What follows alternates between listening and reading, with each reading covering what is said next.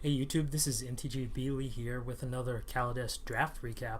This time I went with a really just super fun red-white aggro deck that did surprisingly well. I played the 8-4s and won all the games on it, so I kind of want to just walk you through basically why I chose the card choices I did and just some of the interactions that occurred.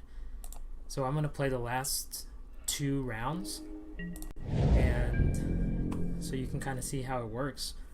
What's interesting is I normally do roughly 17 lands, but this time, because it was such a low curve, I went down to 15 so that I could just focus on getting spells rather than getting land flooded. And also I made sure to draft cards that would allow me to draw a card as well. Some which are I don't see played too often, but they really work with this aggro build here. So this is game 1 of round 2, and I ended up keeping this hand even though I had 1 creature because it's a scry creature, which would increase my chances of getting another 1 or 2 drop. And you'll notice excuse me, that I'm running a bunch of buff cards such as Built to Smash and the white one that gives +2/+2. So the idea of the deck is to just keep putting on the pressure and the whole way. That's the only way that you're going to win. All along, buffing your creatures, doing some combat tricks. The curves with this deck stopped at 4, which is another reason why I kept it down to 15.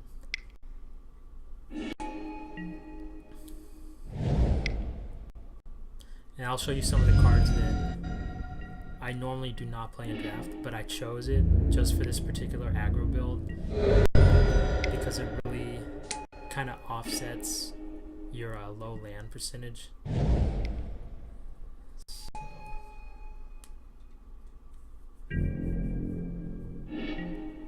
So he has a 3/3, but I have a ton of combat tricks in my hand.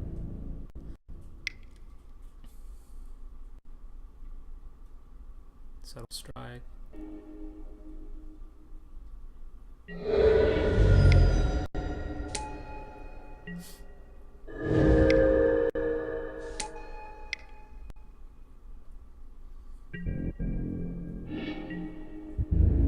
I drafted 2 Revoke Privileges, which just amazing.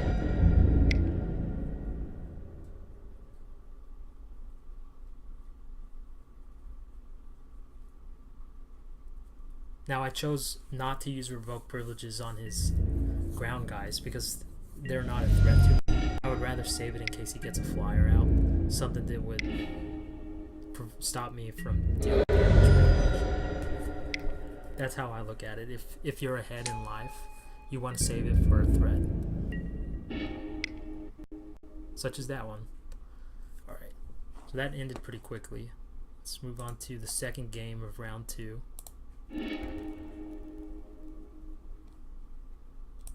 This one is a bit more interesting.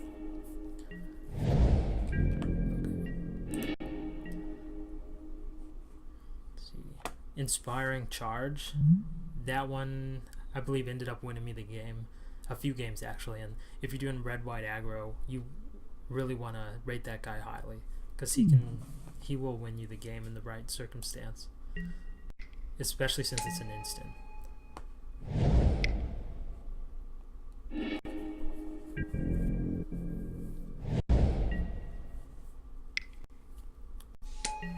Play the Sky Skip, hope I get a creature next turn. There we go.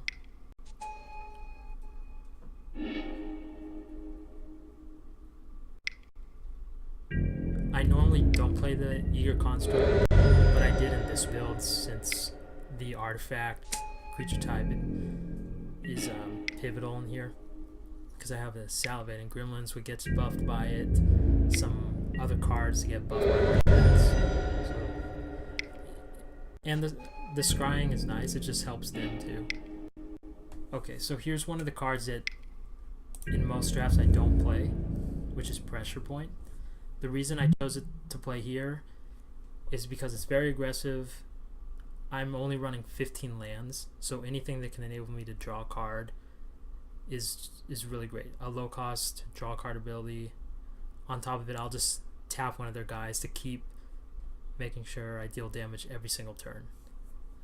If I don't deal damage every turn, then they're going to be able to stabilize. I think that's actually the first time I've played Pressure Point drafting Kaladesh. I got a Master Tinkerer, which is a great card, but he didn't shine in here. He was just a 3 for a 3/2 body, honestly. I got him in case the games progressed, and I needed to just kind of keep building up an army. But you don't want it to get to that point, really. You want to win within the first, below 10 turns.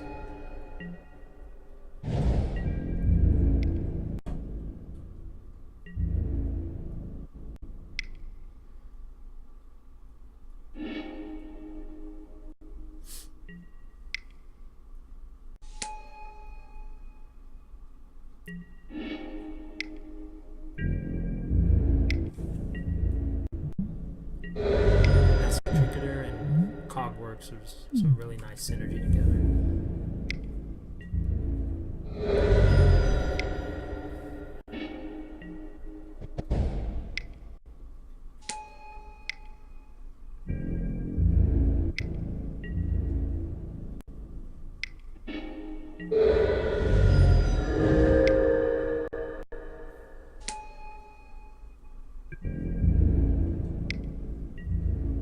Now I chose to revoke his Killer Bug because I did not want the lifelink on it, even more so than the Angel, because I want to try to win as soon as possible, and him gaining life is just going to prolong it.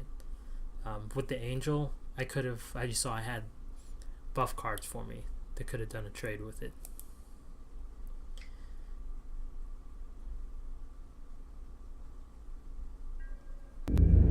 So I scryed. I saw that next turn I would have lethal because I would get the trample buff in combination with inspired charge, giving him +5/+5 for trample, making him 8/8 trampler, anticipating that he would block with the Angel, which is why I did that. He gets the enchantment off, but it's less sickness, so that gives me just one more turn to win.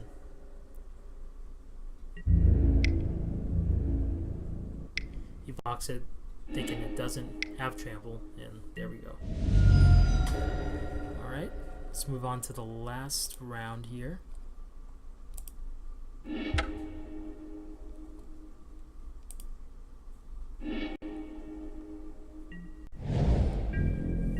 Another card that I usually do not draft. It's probably one of the last picks in most of my decks, but in this one I went for it, is the Renegade Tactics. Since this is such a low curve, low land deck that just wants to win as soon as possible with aggression, I picked it up because, namely, the draw a card ability.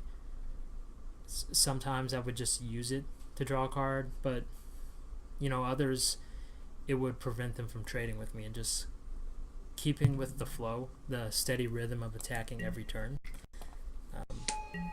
So I would only suggest playing Renegade Tactics if you're doing just a really low curve aggressive deck, and it works fine with that. So it was neat to play that kind of overlooked underdog card and make it useful.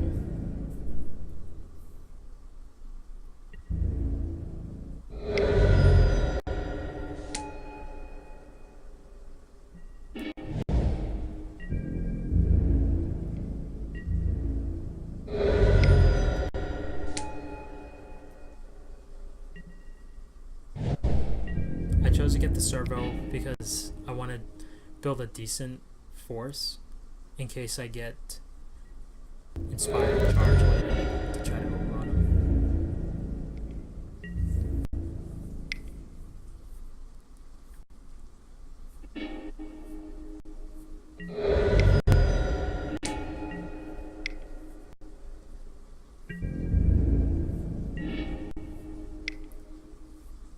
There it is. I just don't have the planes for it, so I'm just gonna hold back a little bit.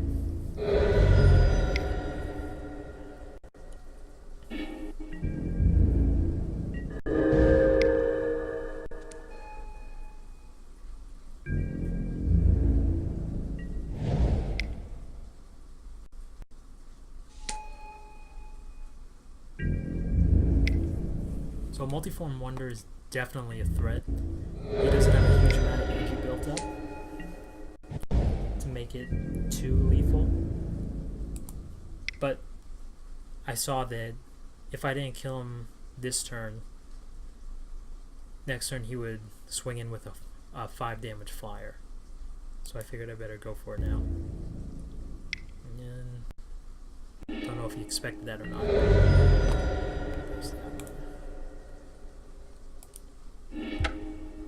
Inspiring Charge is one of those cards, I think I mentioned it before, that when I first started drafting the set I would overlook it because I was thinking it was a sorcery. In the previous sets they had one similar to that, but making it an instant it's really viable that way, just to do it during their after they've declared blockers. So here is one of the cards that's really strong if you're doing this low curve aggressive deck. It works great with Cogworks puzzle. If you can do Cogworks, then pop the Cogworks, giving the Gremlins +4/+0, I believe. Yep. Making him a 6/3 trampler. And definitely not going to trade since I'd win the race.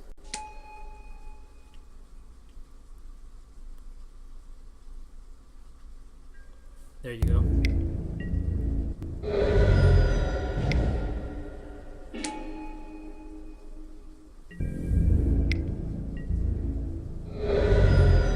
In the turn, pop the Cogworks. Yeah, doing it during his turn, my Gremlins wouldn't get buffed, but I just needed the mana to cast the Revoke Privileges.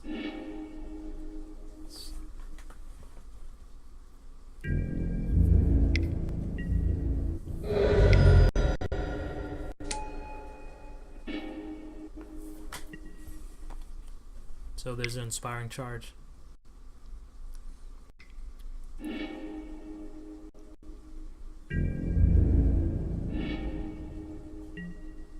And I have just enough for lethal.